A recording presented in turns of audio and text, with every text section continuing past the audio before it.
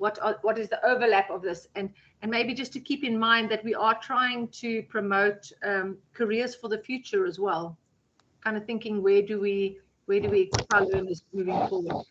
So without further ado, Casper, if you'll just read the house rules and then we can start. Okay. Can you hear me, Dr. Gous? Perfectly, yes. Okay. Welcome everybody to today's session. We only have a few small house rules for today. We'd like to ask everybody to please mute your cameras to save data and bandwidth. Also to keep your microphones muted to keep all the background noise to a minimum. Because I think we are such a small crowd. I don't think if you have a question at any point in time, please feel free to raise your hand and enjoy this session. Over to you, Tamela. Thank you so much, Johannes. Thank you so much, Dr. Gous. To our online participants, thank you so much for taking the time to join this live session. And to those that are watching the recording, once again, thank you to you as well. Welcome to Unit 2 of the Introduction to Robotics and the My 2050 Calculator. I'm Dumelon Tlapo. That was Dr. Gous and Casper. We also have Kabelo and Manzani behind the scenes. Yesterday we touched on the introduction of robotics and the environmental calendar, which was Unit 1. Today we're touching on introduction to robotics and the My 2050 environmental calculator. And then tomorrow we'll be touching on the introduction to robotics and environmental sciences, as well as introduction to robotics in the environmental sciences future. So basically here, just highlighting the importance of technology within the environmental sciences field. And this is also to speak about some of the pressing issues when it comes to environmental sciences, as you will see in this presentation. So today's learning outcomes are very simple. It's just to discuss the purpose of this My 2050 environmental calculator, as well as explain different ways of how to use this My 2050 environmental calculator using robotics. So the general class culture is very simple. Here is the purpose is to equip educators, students, trainers, facilitators to coach a robotics team, as well as to find different ways of how to enhance their team using the environmental sciences, because at the same time they'll be playing. So it's very fun to learn in a fun way. Questions will be asked, and we allow questions. So during the chat, during the presentation, feel free to send in your questions on the chat, and then at the end there will be a question and answer session. The recordings are available at the MOOC portal, and if you are not yet registered, there's the link there, or you can email us on i-set@unisa.ac.za. So firstly, I would like to acknowledge the Wildlife and Environment Society of South Africa. The reason being is because I'll be using the environmental calendar as well as I'd like to also acknowledge the Department of Environmental Affairs for making use of their resource, which is the My 2050 calculator. So yesterday we spoke about the environmental calendar, and the environmental calendar was very fruitful in a way. In fact, it's a very fruitful tool because it consists of different themes in each month. As you can see on the pictures there, it was used for education purposes. Looking at the picture on your bottom right there, on the right-hand side, that's an ocean map. So in that ocean map, the purpose of this was to highlight the importance of pollution. So in the environmental calendar, on the month of June, they highlight what we call World Ocean Day. So in the World Ocean Day, we talk about raising awareness of what the ocean challenges are currently happening. Some of the challenges that are in the ocean, it's pollution and your poaching.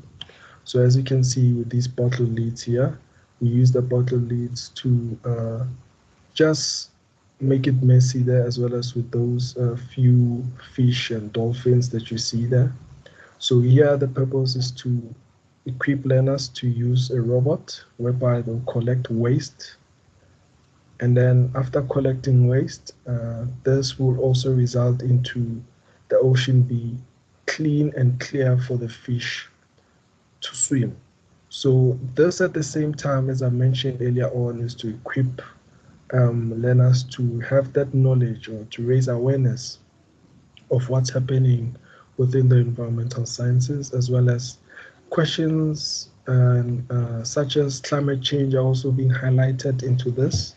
So we tend to learn in a fun way while learning robotics at the same time and learning the importance of technology within the environmental sciences field. So what is the My 2050 calculator?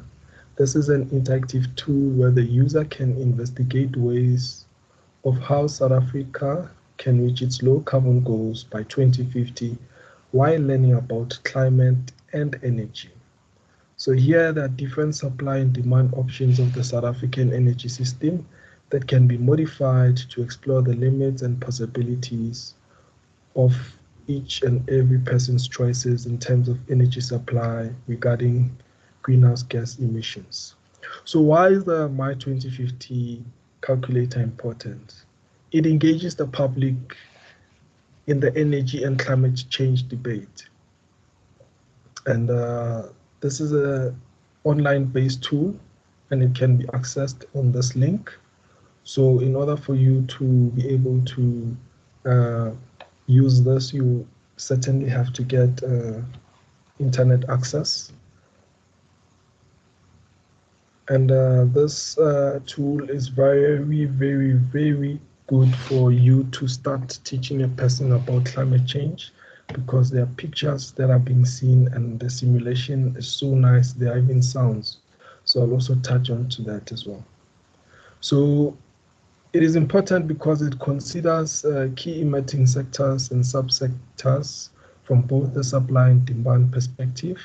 This includes your energy demand from transport, households, industry, energy supply from electricity generation, your gas, liquid fuels, as well as agriculture and waste.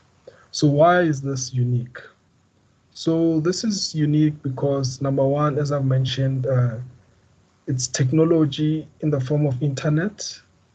So this raises that kind of knowledge to say, here's technology that's currently being used to highlight some of the issues that we are currently experiencing within the environmental sciences. And it also have attractive moving graphics and sound effects that have been incorporated into the design to make a fun and learning experience, as I mentioned before. So when they look at this, they find it fascinating because every decision that they make, they get to see it live. So the My 2050 calculator offers a holistic perspective on all key sectors of the economy. So this is a basic picture that you'll see after logging in there. So this is how colorful it looks like, and this is how interact. I'll go into the link and show you further. So the objectives of this My 2050 calculator is to gain an understanding of the major sources of greenhouse gas emissions in South Africa, and to explore supply and demand interventions that could assist the country to reduce its emissions, as well as identify the trade-offs of lifestyle choices that might be necessary to reach the selected low carbon scenario.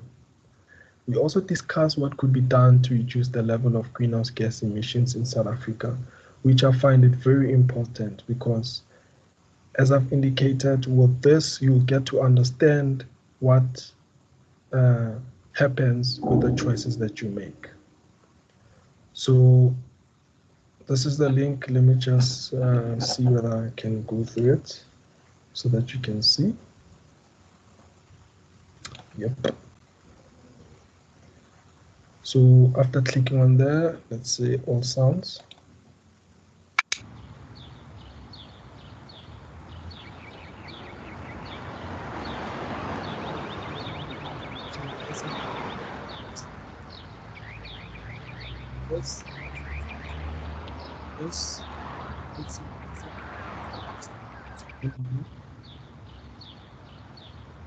So this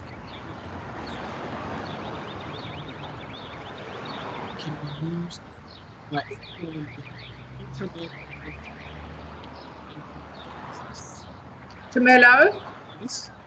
we can't hear your voice above the tweeting of the birds. Oh, really? Okay. I'll come back to this again. Let me do this. Oh, yes. Now you can hear me. Now we can hear you perfectly. Thank you so much for that. So as I was saying, this can be used by anyone with internet and computer access, whether in classroom or at home. The online My 2050 calculator can offer adults and youth an entertaining learning experience.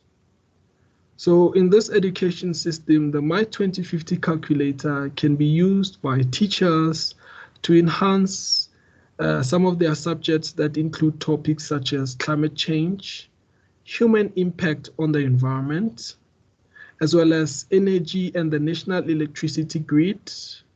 In particular, this tool is relevant for your grade 9 natural sciences, your grade 10 geography, grade 11 life sciences. So I find this very interactive and very fruitful as well. So I'll just demonstrate to you some of the effects or some of the tools that one can use. So as you can see on that red bar there, that red bar, it's an indication of the targets that we need to reach by the year 2050. So because of we haven't changed or modified any of our behaviors, nothing will change there. But as soon as we come up with something that we can change, or we change our behavior, then that will contribute into us reaching a green or a healthy life by the year 2050. For example, what I normally say is that looking at the cars there, you can see that there's a bus and it's only a driver. There's a truck there, there's a car there. So what are the things that one can do in order to change behavior in terms of this? So here you'll find kids saying that we can use, for example, lift clubs. We can use, for example, electric cars.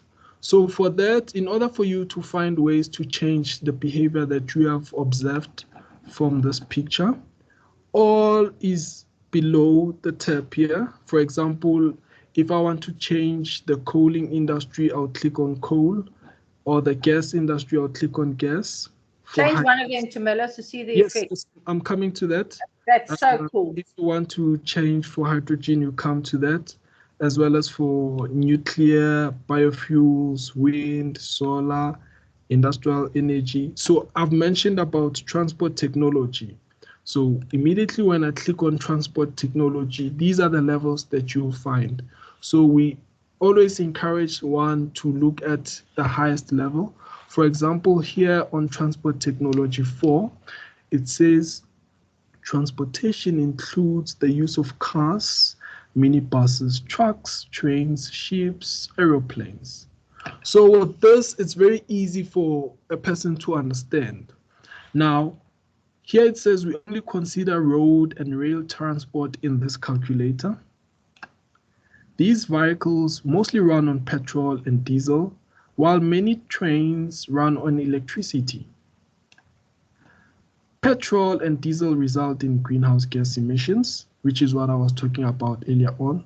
So for the kids, if they want to find out where or what causes greenhouse gas emissions, they can, this is the answer. Petrol and diesel also result into greenhouse gas emissions, while electricity trains have a high demand of electricity. So this can be another form of, Dr. Khos, I'm getting some clues as well here. I noticed. While electric chains have a high demand of electricity. So this can be simple for those of you who will be part of our MOOCs. One of the questions, and I'll give you an answer. Which mode of transport uses high demand of electricity? So there's your answer there. So we'll definitely use this. So the engines in these vehicles can be changed to use alternative types of fuels and increase their efficiency to reduce greenhouse gas emissions. So remember, greenhouse gas emissions are the result of petrol and diesel. Now, other types of fuel that can be used to motor transport include electricity. So now with this is when you can say to kids, what are the types of fuel that one can use into the transporting industry? So this can include your electricity, fuel cells, compressed natural gas, as well as your hybrid petrol, diesel, and electric vehicles, which we currently have at this moment, as well as change the vehicle design. The technology also results into the need of less energy, which results in less greenhouse emissions. For example, a design change is making the vehicle lighter, for example. So now here, for example, it says the vehicle efficiency have improved in both road and rail vehicles by 2050, even more so than in level 3, meaning it talks about this part. But like I've indicated, it's better for one to choose level 4. So by 2050, almost all new cars are going to be electric, hybrid size, as well as hydrogen fueled, meaning 95% of buses and minibuses will be either electric, powered by hydrogen or natural gas. Now, here's a nice quiz. Did you know that 90% of minibuses running today run on petrol? So now, when I click on this, choose level 4, you'll see up there it's calculating. While you are seeing that it's calculating, you notice that this car, it's now an electric car because I've selected when it comes to transport technology. As well as we don't have that truck that was carrying a petrol or fuel tank.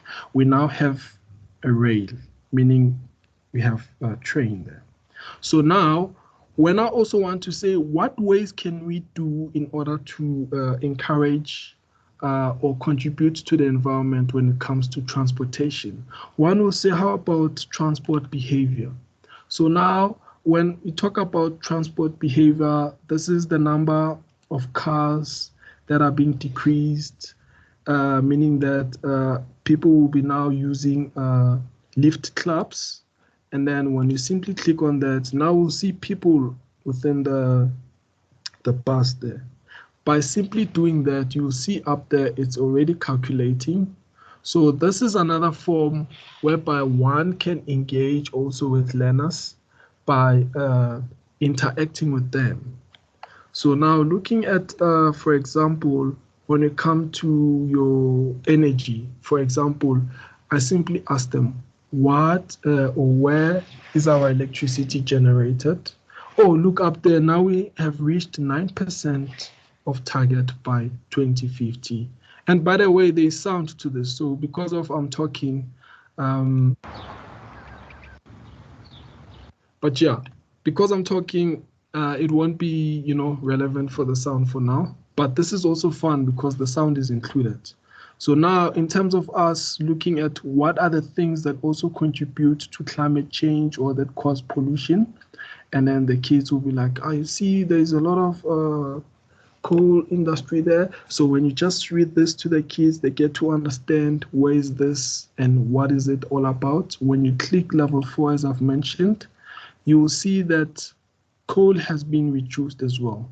So now with this, they also find alternative. So you'll be like, okay, because we have stopped coal or we have reduced the amount of coal that is being currently produced, what other ways of electricity can we have? For example, I'll look at the likes of wind. So here on the wind, we'll say wind power is a renewable energy. So this is when you talk about renewable energy. The nice part about this, let me click on level 4.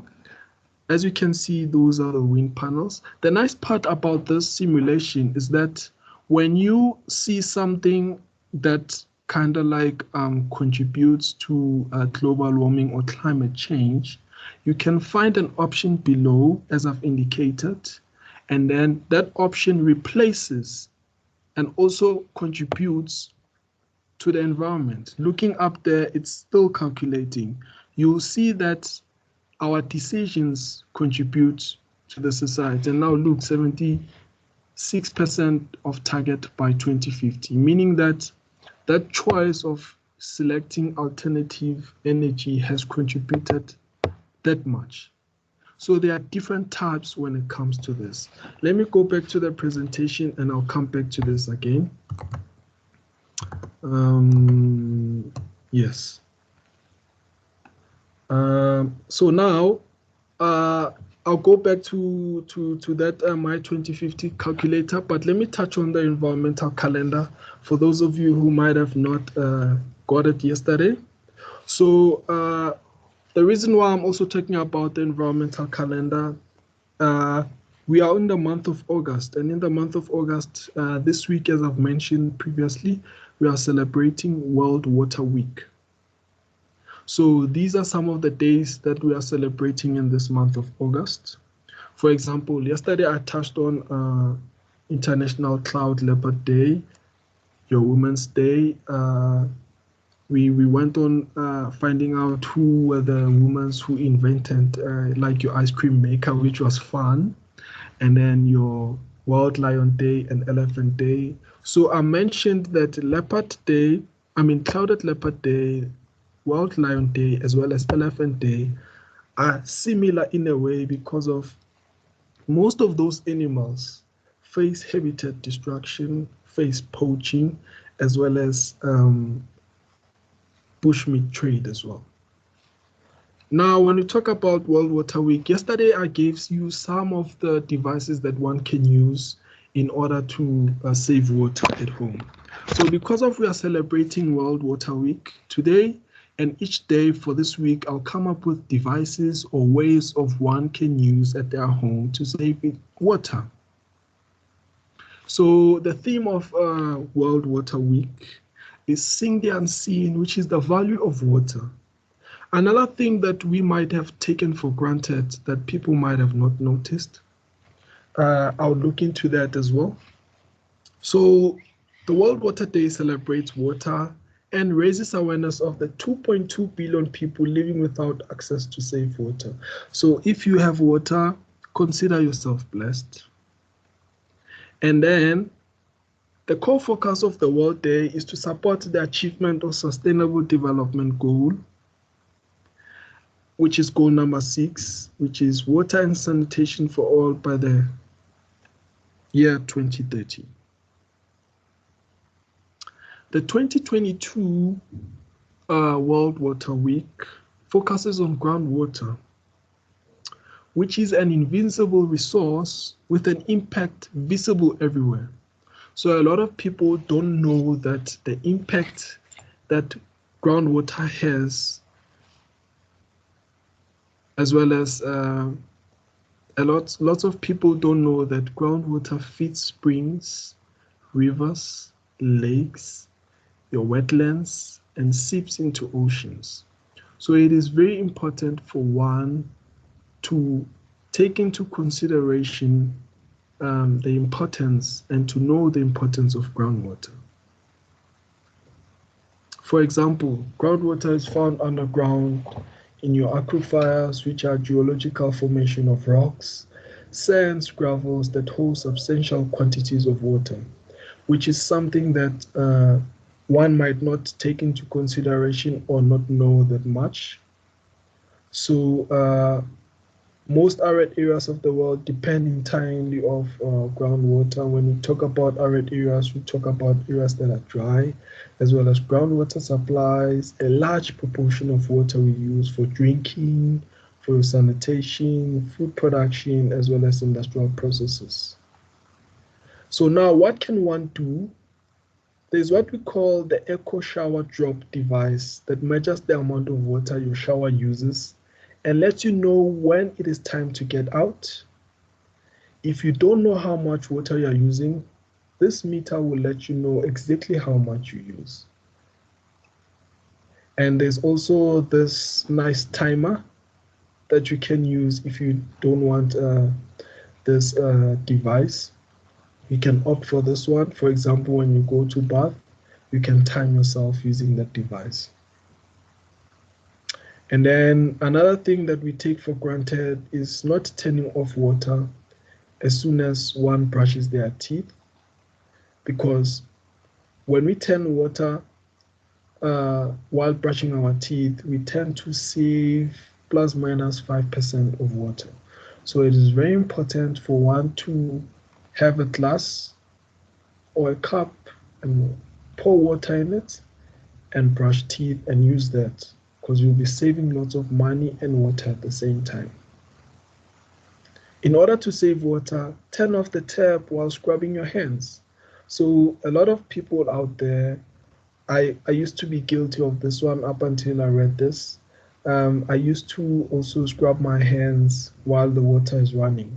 And these are the small things that we take for granted. That is why yesterday I also touched on areas that are currently experiencing day zero in South Africa. There's what we call Buffalo Saturn bag.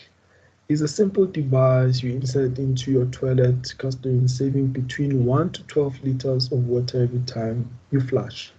Other people, when they don't have such, they put plastic bottles, and this also saves the amount of water that is being flushed. Now, we'll go to the challenge for the Water Week. So the challenge for the Water Week, as I've mentioned yesterday, is to create awareness of the World Water Week using robotics. So yesterday's materials was only bottle lids. Today's materials, it will be bottle lids as well as bread tags. So you are welcome to also share your video of the challenges that you have did yesterday. And please note that we encourage you to make use of recyclable materials. For the purposes of this, I mentioned bottle lids and bread tags. So this is what you may need: your insulation tape, your scissor, as well as your ruler. And this is your food layout. As you can see, those are bottle lids, and one can also have their bread tags as well. So in this game, this can be your base where your robot will start, and that can be a place where you have to drop off robot. It doesn't necessarily have to be here. One can make it as far as that site if you see that your team is now enjoying it and is more fun. You can make it more fun and interesting by enhancing it. So as I showed you yesterday, this is one of the examples that one can do.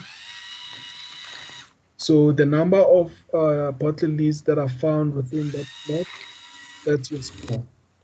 And then, like I've mentioned, if you see that kids are enjoying this and this is easier, you can enhance it, make it difficult, just make it challenging for them so that they get to enjoy this. Because at the end of the day, it's all about money. So now, as I've mentioned yesterday, when one collects this bottle outside, where will one take it? So this will now make you recycle all these bottle lids. So meaning that you will also be part of contributing to the environment, which is what I touched on earlier. And then these are your bread tags. You can just put your bread tags in a plastic, or you can have an alternative that make it a bit easier, where you can just put on bread tags just spread them around and make them design a robot that can take all those bread tags into that block. So as I've mentioned before, the number of bread tags that are found in that square, that's the number of score. So remember this, at the same time, kids are learning about the environment as well as kids are making use of technology, as well as we are highlighting the importance of water use, which is to not pollute the ocean or our rivers. So please don't limit yourself to this challenge that you're seeing here. Feel free to enhance it and go even further to this. And then now, yesterday I spoke about, what's this? The climate change awareness project. So for those of you who'd like to, or who were not there yesterday for the climate change awareness, this is an initiative from the Brainwaves. So they are inviting everyone who would like to be part of this work. I don't know whether Ntantla is in-house today. I don't think so. So this is a climate change awareness color walk and expo. So if you need further details regarding this expo, please let us know, and then we'll certainly send you more information regarding this. Or alternatively, you can send or phone them on that email there. So now, concerning the presentation, if you would like to follow us on our social media pages, we are ISET Lego. As Caspar mentioned earlier on YouTube, we've got the latest videos. Please subscribe and check out our videos there. And please note that we've got ISET Robotics and Environmental Sciences MOOC that's coming up. For now, I'll just say watch the space. Do you have any questions before I go back to the simulation? Anybody has a question, please feel free to either raise your hand or unmute.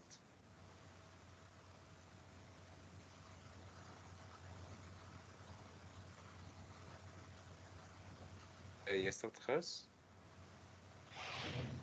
I actually just want to maybe emphasize, Tumelo's held great debates with this tool already, where you get students kind of pushing their agenda, and some students want to like go totally nuclear, which is fine, but there are consequences to that, or to go everything hydraulic, hydroelectricity. And so you encourage your students to engage in different scenarios, and then there's an impact. There's always got to be a consequence of the decisions you made. And I think we need to start making decisions now about our environment, definitely for the future, and to see what the actual impact is going to be. Thank you. Thanks, Tumelo. I've watched Tumelo do debates with groups of learners already on this tool, and it's great stuff. Thank you. Thank you, Dr. Gous. Another thing, I did not only do it with small kids. I remember before the small kids came, I had to do it with adults. So this also challenged me in a way, because they will ask me, for example, as you can see, that coal industry there, they said most of our electricity we find it from the likes of Eskom. So what will happen, for example, if we have your wind panels or your solar panels? As you can see, these are your solar panels. Then I said to them, they said to me, what will happen with people that are working there? So this also highlights your economic situation or background and your social situation, because there'll be people who will be unemployed and some will be employed, So I had to also explain, saying that if, for example, I was the one who was responsible for such, I'll ensure, for example, this is a debate. I'm now encouraging, please make sure that you see hands there.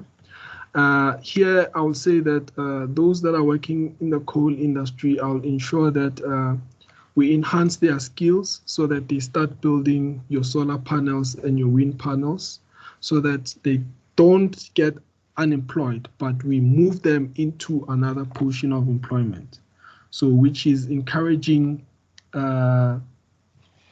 less of greenhouse gas emissions. And then now when it comes to your transport, this transport one, it's so nice because now you find some saying that, but I live far from my neighbors, so using a lift club, it's a matter of having someone that's close by. Then I'll be like, how about you use your Gautrain or your buses? Or for those that are staying nearby their workplaces, how about you start using your bicycle? Because at the same time, that won't only contribute to the environment, but that will also contribute to your health at the end of the day.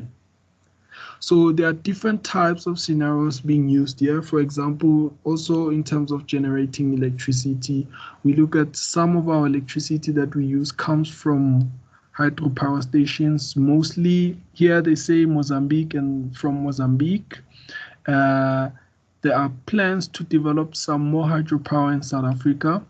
And then here they talk about the benefits, saying the benefits and the disadvantages. Hydropower produces almost no greenhouse gas emissions. So with such, you can debate with your kids, you can teach your learners, saying that, okay, let's look at things that cause greenhouse gas emissions and those that don't cause greenhouse gas emissions at all. And then with this, you get to have those, they'll say, but though droughts can affect how much electricity can be generated, especially looking at South Africa, in some parts of the country, we're experiencing low levels of water in some of the dams. There is also a concern about other environmental impacts that dams have, since it can change the ecological system, meaning that some of the species that we find within the dam might be affected by the hydropower, the one that you're seeing on the left-hand side. So those are the things that one can look at, and these are the things that teaches kids to look into this. Do we have any questions regarding this? Any comments?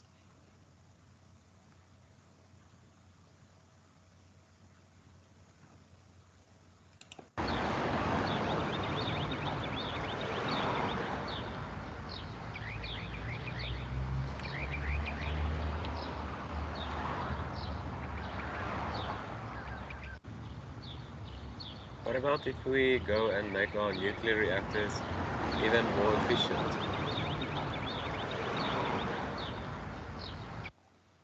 So here, thank you so much. I think that's Meneer Johannes, right?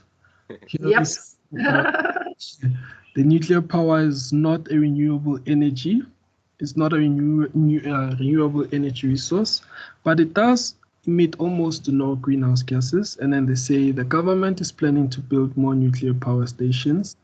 And then they say the concerns of nuclear power are high to construct and to take out of commission. Safety and nuclear waste that is disposed after being used.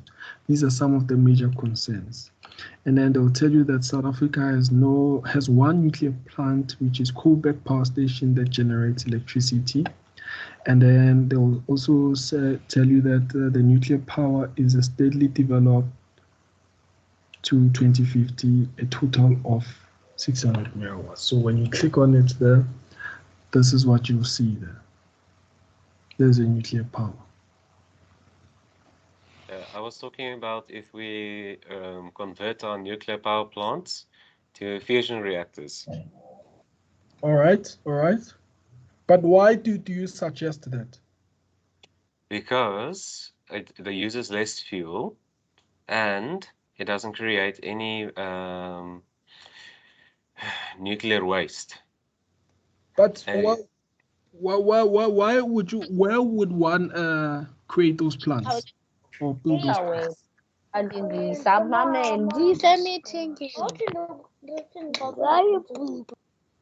So such a plant will be in a place where close to the sea, because a fusion reactor needs seawater. Okay. It needs energy to start it. It is because it runs about, if not mistaken, at 150 million degrees, and then it creates enough energy. Basically, how did I remember it? Oh yeah, 1 glass is equal to 1 barrel of fuel. So now you're saying that they are normally planted next to the sea, right? Yeah, it's one because it uses the same concept as the sun, and it takes hydrogen and fuses it into helium. So don't you think that having it next to the sea, it will disturb the ecological system? For example, I'll start with us, for those who go for vacations. Won't that disturb us in a way? No, Okay, what about for the ecosystem within the sea? no, because it only takes a little bit of seawater and Okay. uses that. All right. No, that's It, a good one. All right. All right. Any other questions regarding this? I love what Meneer Johannes is coming up with.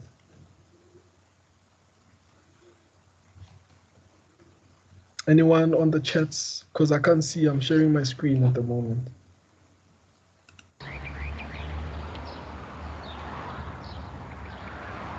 okay, we don't have yet somebody in the chat.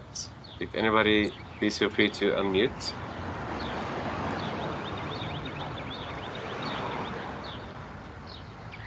So as I've mentioned earlier on, the objective of this calculator is to get an understanding of the major sources of greenhouse gas emissions that we experience in South Africa, as well as to explore the supply and demand interventions that could assist the country to reduce its emissions and identify the trade-offs of lifestyle choices that might be necessary to reach the selected low carbon scenario, as well as we get to discuss what could be done to reduce the level of greenhouse gas emissions in South Africa, as we had Meneer Johannes coming up with some few suggestions.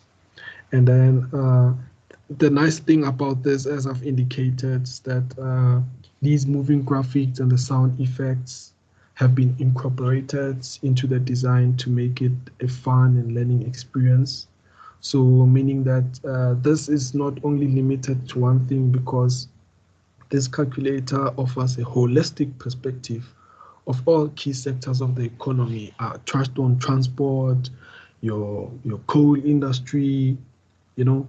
So this also talks about your supply and demand perspectives, and this I feel like this is a good opportunity for one to explore. And I think because we don't have any other questions, I'll encourage. So we have a hand and we have a comment.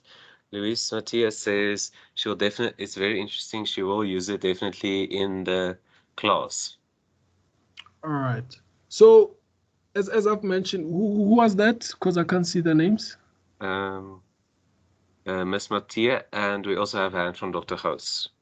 Okay. Before I go so my question is, how do we get all that ground green again, Tumelo? You mean the grass? There by the factories. I need green grass there. How do we do that? Oh. All right. So, what must we change? What behavior must we change? I think here we need to look at the gas. The gas. Okay, so get rid of the coal and let's go gas. Here I see the saying gas power is relatively clean fuel source when considering coal or other fossil fuels. And it is also relatively easy to turn on and off a gas power station so that it only runs when needed. Wow. Okay. So they're saying that gas power does result into greenhouse gas emissions, meaning that definitely I feel like that also contributes into the ground being like this. So I feel like this ground here won't change, but now it might be the result of our fellow personnel's constructing. What about if you put succulents there? They don't take lots of water to grow, and they take lots of oxygen out of the not oxygen, carbon dioxide out of the air. You're talking about succulent trees? Yes, for example, I love okay, that. the direct translation of the one is the bacon tree. I love that. So, you know what you have just touched on, Meneer Johannes?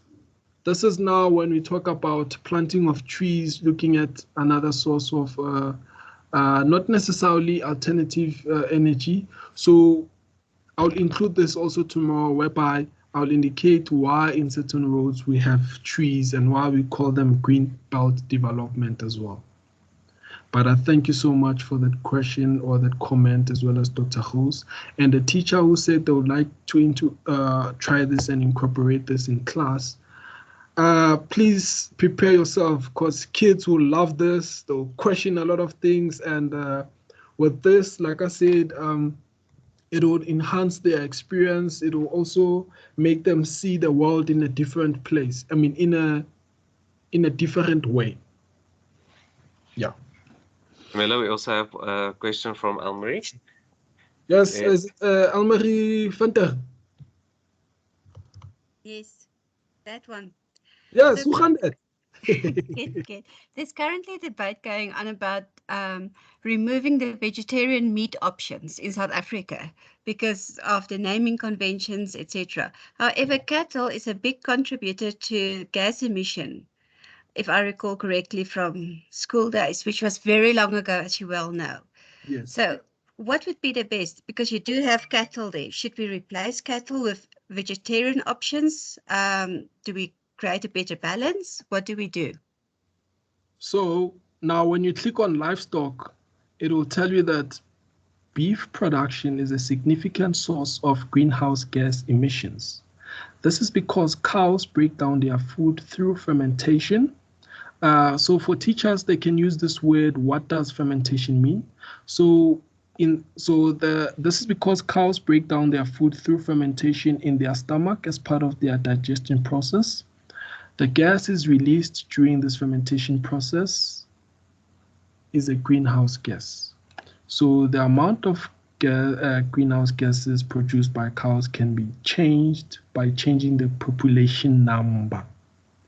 If we change our lifestyle to use less milk, this is what they are saying, and beef, then there would be a lower population of cows. So now, with this, Ms. Elmarie, this is a challenge between our fellow vegetarians and non-vegetarians.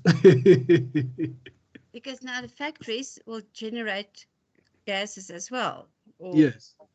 So what would be the best? So where do we balance it?